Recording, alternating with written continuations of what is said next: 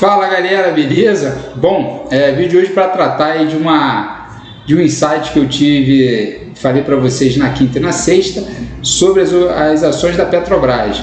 Eu tinha falado que o Bolsonaro dificilmente não interviria na estatal porque depende dela para manter-se no cargo, né? Afinal, com gasolina 7 seria impossível, tem vídeos meus falando disso, será impossível sequer pensar em reeleição e ele não tem como fazer a manobra Écio, né? Aquela velha manobra de reclamar do Supremo, mas manter-se no foro privilegiado a qualquer custo. Ele não consegue fazer isso, então ele vai precisar intervir na Petrobras, como vai precisar intervir no dólar, e já está intervindo aí também na questão do auxílio emergencial. Sem o aumento do auxílio emergencial, também dificilmente vai ganhar alguma coisa, porque a economia real está em frangalhos, desemprego crescendo, inflação galopante, déficit fiscal totalmente fora do controle e nada funcionando como já era esperado e eu vim alertando há algum tempo.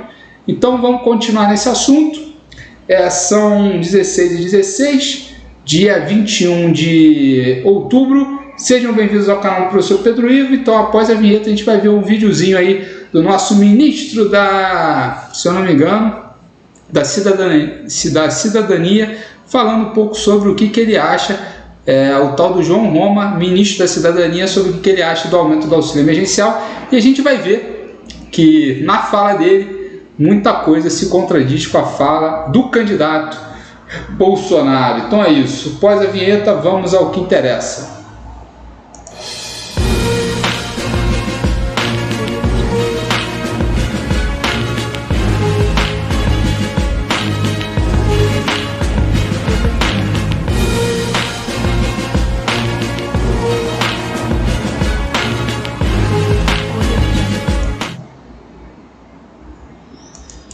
Bom, antes de mais nada, né, vamos ouvir a fala do nosso João Roma, ministro aí da Cidadania. Vamos ver até que ponto ele comete algumas falácias ou não, né?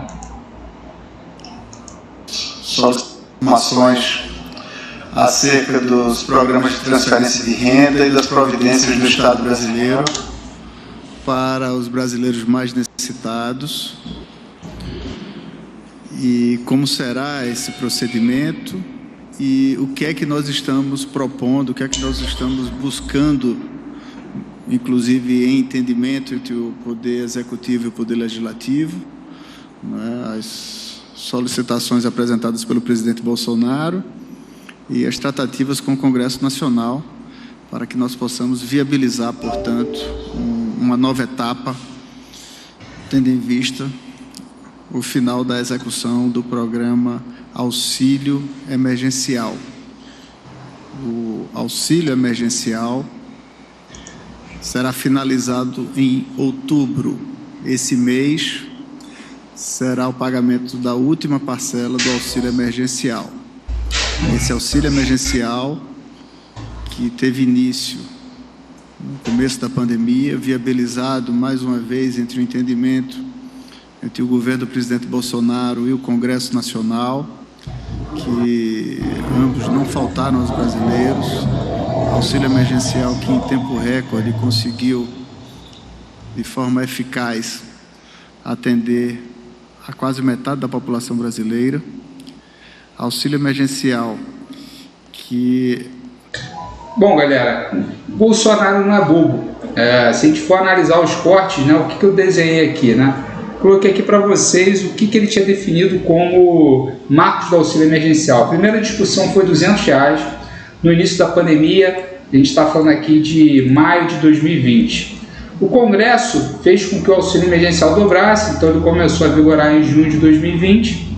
No entanto, era para durar só 6 meses, então em janeiro de 2021 ele foi para R$300 e se encerraria agora 10 meses depois. Então a gente está falando de um auxílio emergencial que já dura 7, 10, 17 meses e vai durar até o final do governo Bolsonaro. Não tenha dúvida, isso é claro. O problema é que a gente tem a questão do teto dos gastos. O teto dos gastos diz o seguinte, não tem problema nenhum você dar auxílio emergencial, você investir em saúde e educação. Muita gente comete alguma falácia botando culpa no teto dos gastos em relação a problemas fiscais, né? A questão toda é que no teto dos gastos você precisa respeitar o aumento de gastos com base na inflação. Então, ele não pode haver aumento real dos gastos em até 10 anos, ou seja, até 2027, se eu não me engano. Isso foi uma sentença de morte em qualquer governo populista. Não à toa o Bolsonaro está tentando passar tudo que for de característica popular fora do teto, porque sabe que tem ali uma demanda reprimida por parte do Congresso e por parte da população que precisa desse auxílio emergencial para sobreviver. O Brasil hoje está na lista dos países que gerem segurança alimentar, ou seja, você consegue comer, mas você não sabe se vai comer quando será a sua próxima refeição. Além disso, a qualidade da alimentação piorou drasticamente. Vamos ver esses reflexos na parte de desenvolvimento infantil, na parte de empregabilidade, na questão do desenvolvimento cognitivo, em problemas de depressão, saúde. A gente vai ter efeitos em cascatas, junto com o que já aconteceu com a questão da Covid. Então nós estamos numa situação muito ruim e, obviamente, o auxílio emergencial, por melhor que tenha sido desenhado, precisaria respeitar o teto dos gastos. Aí vocês vão perguntar como vai respeitar. Ora, não dando aumento para militar, tirando todos os penduricários, não aceitando o salário acima do teto constitucional, fazendo uma reforma administrativa que ataque quem ganha mais e não quem ganha menos. Tem várias alternativas para um orçamento público. E, além do mais, reclamar dos precatórios, porque eles estão garantindo um direito de aposentadoria de quem já deveria estar aposentado aos 65 anos e manter um estamento militar se aposentando em média aos 44, 45 anos de idade, com integralidade e paridade com quem está na ativa, isso só pode ser obra do Bolsonaro, ou seja, ele acha que o orçamento é infinito, o Brasil indo para o buraco e ele não sabe como resolver, né? Mantendo aí os seus amigos fora dessa miséria que é o país. O problema é que o Brasil não é um país de militares, não é um país de uma sociedade civil. Vamos continuar ouvindo. Fez chegar aos brasileiros mais necessitados, assim como aqueles que tiveram suas atividades afetadas por ocasião do enfrentamento à pandemia do Covid-19, executou cerca de 359 bilhões de reais nesse período de 2020 e 2021. Tivemos 2 etapas do auxílio no ano passado. Esse ano, o auxílio voltou a ser pago por 4 meses no mês de abril e foi estendido por mais 3 parcelas, finalizando, portanto, agora em outubro.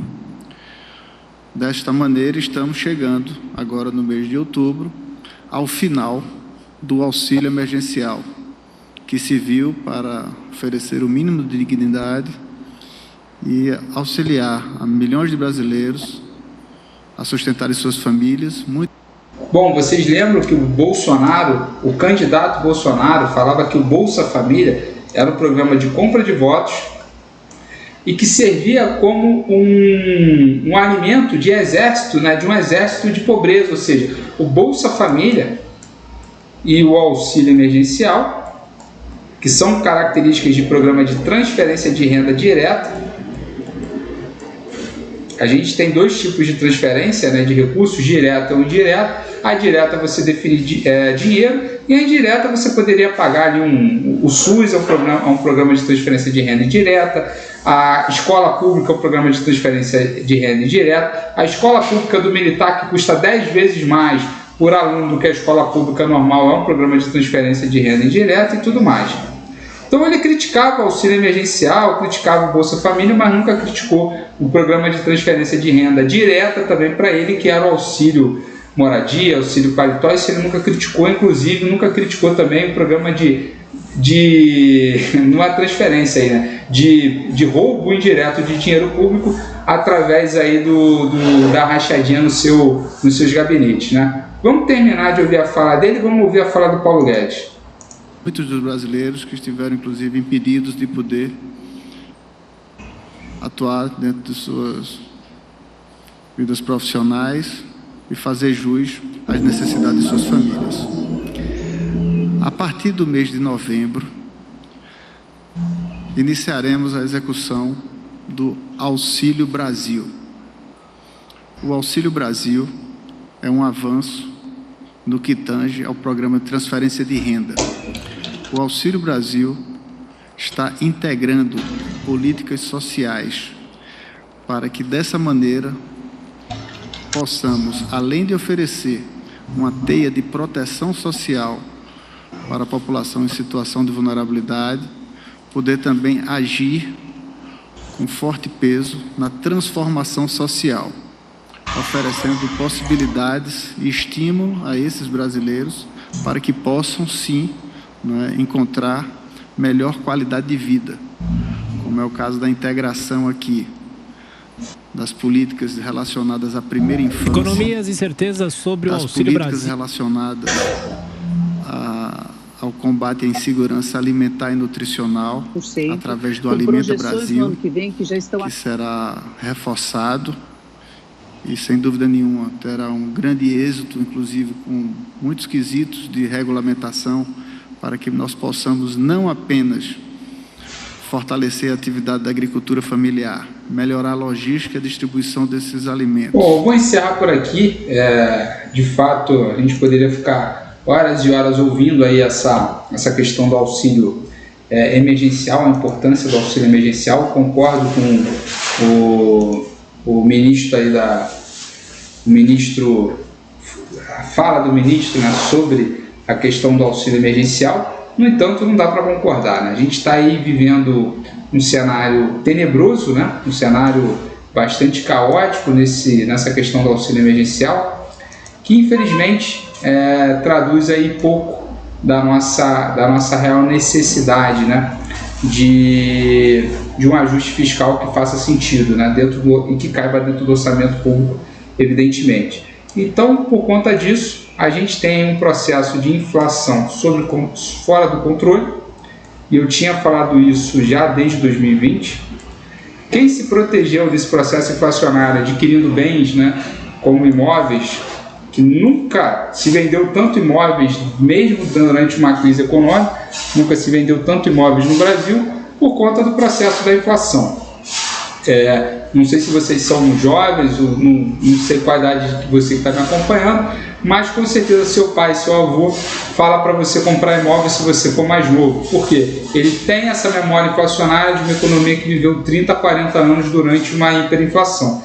Desde os anos 60 até os anos 90, vivemos 30 anos sucessivamente com um duro processo inflacionário, que fazia com que adquirir bens de longo prazo, como imóveis fosse a única opção de garantia de que a sua reserva de valor, né, que é uma das funções da moeda, vou escrever aqui reserva de valor, se mantivesse estável, porque a inflação corrói essa reserva de valor. Cada dia que passa, o seu dinheiro vale menos, né? Cada dia que passa, o seu salário vale menos. Então, como você adquire um imóvel por um valor nominal X, dependendo da sua negociação, você consegue proteger essa dívida, você consegue proteger seu patrimônio da inflação, porque você vai pagando cada vez menos em termos de taxa de juros. Então, quem financiou o imóvel até uma taxa efetiva de 7%, taxa efetiva, né? Com certeza fez um ótimo negócio, porque ele está falando aí de um país onde a inflação esse ano vai dar com certeza 12% ou mais. Então, mais uma vez, reforço o prognóstico: o Bolsonaro vai furar o teto em programas populistas, vai mexer na Petrobras, e todo mundo já antecipou isso. Como? Bom, vou mostrar aqui para vocês aqui uma situação bem simples. Deixa eu jogar para cá, fazer aqui o meu PowerPoint, captura de tela. Então, o seguinte, meus caros, deixa eu limpar aqui o seguinte, olhando, não consigo passar meu XP3 para cá.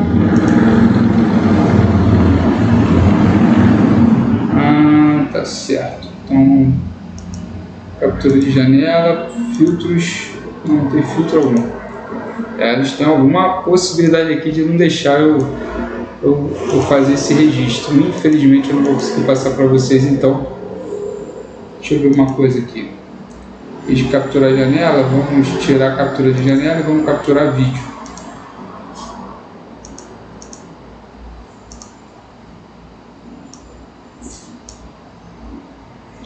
Pronto, aí sim, captura de janela. Captura de tela, vamos diminuir ela aqui para todo mundo conseguir me enxergar.